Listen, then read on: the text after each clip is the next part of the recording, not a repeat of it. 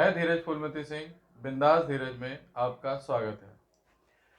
दोस्तों, जब हिंदू धर्म के विरोधी या हिंदू धर्म का जब विरोध होता है तो एक बात बड़ी कॉमन तौर पे कही जाती है कि हिंदू धर्म में बहुत पहले से जाति प्रथा थी।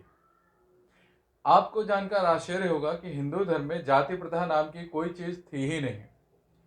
जाति प्रथा तो आज भारतीय संविधान ने उसको न्यायोचित करार दिया है।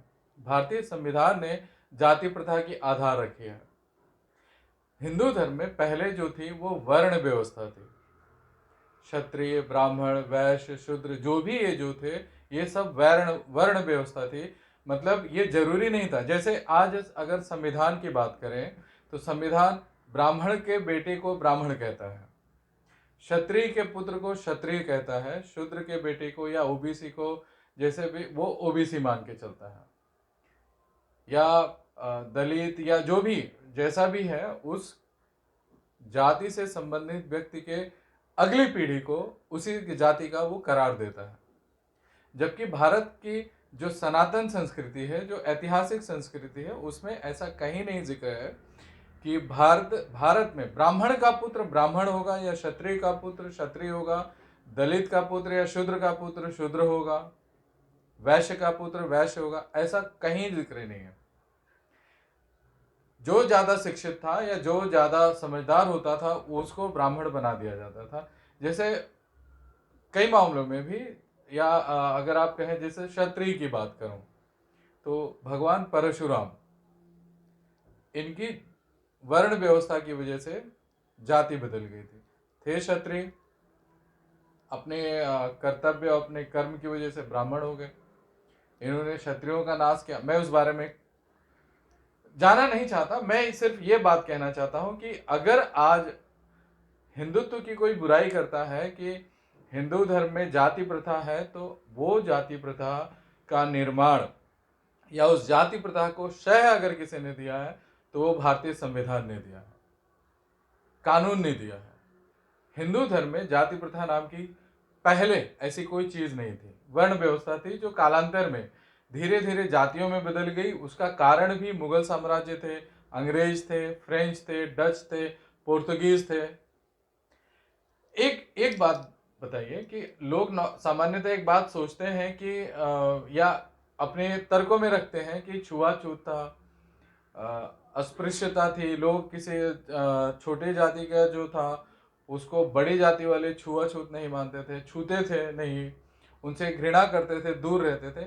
अब मैं जरा आपका ध्यान कुछ सवालों पे लाना चाहता हूं, कुछ बातों के जरिए मैं अपनी बात समझाना चाहता हूं। देखिए, अगर छुआछूत था, चलिए मान लेते हैं, जैसा हिंदू धर्म के विरोधी कहते हैं। अगर 2000-3000 साल पहले, 1200-1500 साल पहले अगर छुआछूत था तो गांव में हर घर पे कुआं कौन बनाता था? जाहिर है स्वर्ण जातियां तो नहीं बनाती थी। निचली जातियां, अगर मान लेते हैं कि निचली जातियां बनाती थी, तो निचली जाति जब छुआछूत था तो फिर उसका पानी क्यों पीते थे स्वर्ण जातियां?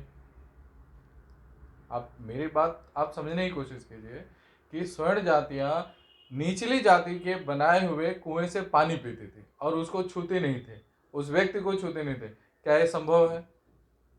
अच्छा, एक और चीज चले कि स्वर्ण जातियों में जब बच्चा पैदा होता था तो जो दाइयां होती थी वो कौन होती थी? अगर आज के हिसाब से मैं बोलूं कि लोग कहते हैं कि छोटी जाति के लोग थे जो दाइयां थी, तो बच्चे को छूता पहले कौन था?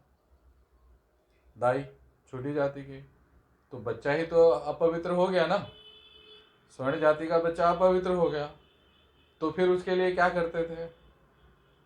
आप ध्यान से सुनते जाइएगा कि लोग जो थे हिंदू धर्म के विरोधी कितनी बरगलाने वाली, कितनी गलत तरीके से हमको हिंदुत्व की बातें समझाते हैं, बड़े प्यार से विरोध करते हैं। एक और चीज है, शादी के वक्त दूल्हे का बारात में या दूल्हे के न्योछावन कौन करता था? हजाम लोग करते थे, या जो मुसहर जातियां थी वो भी इनका महत्व था, ढोल नगाड़े पीटते थे। और तो और मटका है या कुछ और भी बनाने का, दियरी है, दीपक है, बनाने का काम कौन करता था? निचली जातियां। जिनको छूना मना था उनका दिया कोई नहीं इस्तेमाल करेगा। संभव है?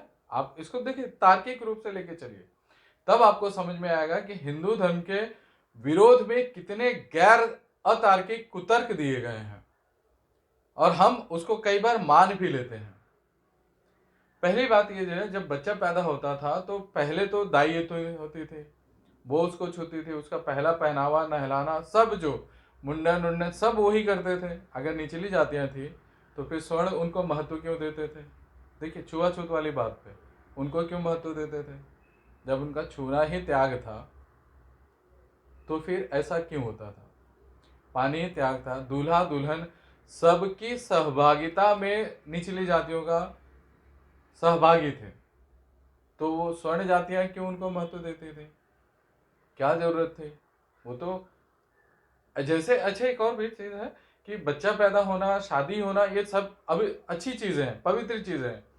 अब जब ये अस्पृश्यता थी, छुआछूत था, तो छोटी जातियां या निचली जातियों को इनमें सहभागी क्यों कराया जाता था?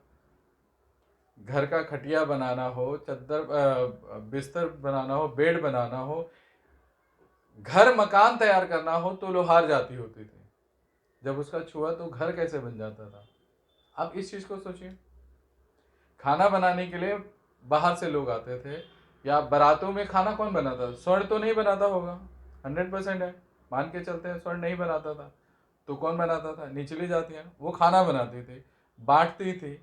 तो अब ये सोचिए कि खाना बनाना मतलब उसमें भी छुआछूत की बात होती थी, तो स्वर्ण जातियां क्यों उनको महत्व देती थी, क्यों उनको आगे करती थी?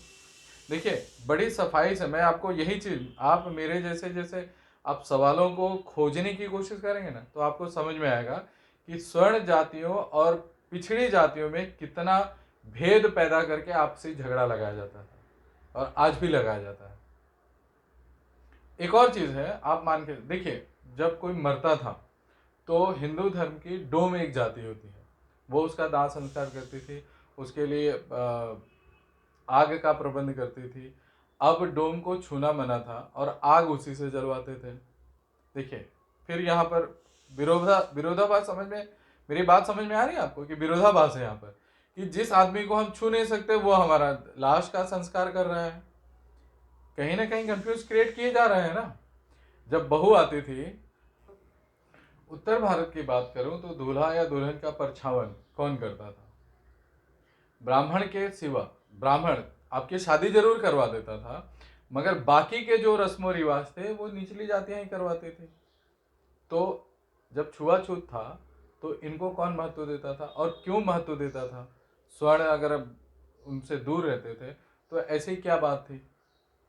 हमारे महाभारत में विदुर एक, अब जैसे कुछ लोग कहते हैं काल्पनिक पात्र, महाभारत काल्पना है, तो भी मैं मानता हूँ हमारे महाभारत में विदुर हुए हैं, भीष्म के जो माँ हुई है, ऐसे बहुत सारे पात्र हैं जो ये बताते हैं कि पहले जाति प्रथा, जो आज की घृणित प्रथा जो कही जाती है, ऐसा उस वक्त कुछ नहीं था। उनको भी महत्व दिया जाता था। दासी के बच्चे को भी राजा स्वीकार करता था, उसका भी राज्य में अधिकार होता था, वो उत्तराधिकारी हो सकता था। दासी पुत्र की बात कर रहा हूं मैं, धर्म पत्नी की बात नहीं कर रहा हूं। दासी पुत्र को भी राज्य में अधिकार था, धर्म में अधिकार था, समाज में अधिकार था, जो आज आधुनिक युग में छीना जा चुका है। आज उस अब हम, आप ये बताइए कि हम कहाँ जा रहे हैं? जो हमको ये बहला रहे हैं, फुसला रहे हैं, बरगला रहे हैं, कहीं ना कहीं हम उसको अगर समर्थन कर रहे हैं तो हम भी उसी के साथ बह रहे हैं। बात सही है। मैं आपको बता दूं कि पुराने जमाने में, आज से 1.5, 2,000, 3,000, 4,000, जैसा भी आप अगर काउंटिंग करें, तो जाति प्रथा हिंदू धर्म में नहीं थी, छुआछूत हिंदू धर्म में नहीं था। जो भी था वो वर्ण व्यवस्था थी। वर्ण व्यवस्था की वजह से धीरे धीरे कालांतर में जब मुगल आए, अंग्रेज आए, पुर्तगीज आए, फ्रेंच आए, डच आए, ये लोग आके इस चीज को और बढ़ावा दिए। ऊपर से संविधान ने इस जाति प्रथा में और तड़का लगा दिया। उसने सिद्ध कर दिया कि ब्राह्मण का पुत्र ही ब्राह्मण होगा, क्षत्रिय का पुत्र ही क्षत्रिय होगा, ओबीसी का पुत्र ओबीसी होगा, दलित का पुत्र दलित होगा, छोटी जातियों का जो बेटा है वो भी वही है छोटा। मतलब ये हायरार्की जो बनाई है ये संविधान ने बनाई है। संविधान ने हिंदू धर्म को अलग कर दिया है। हिंदू धर्म में जो जाति प्रथा की अगर कहीं अगर कोई बात हो भी ना, तो इसको जो ठप्पा लगा है, स्टैंप लगा है कि ये बात सच है, तो वो भारतीय संविधान ने लगा। भारतीय संविधान ने जाति प्रथा को और बढ़ावा दिया है और हमें इसको कोशिश करनी है कि कैसे भी करके इस जाति प्रथा को हमें कंट्रोल करना है, हमें हो सके इसको छोड़ देना है, खत्म कर देना है।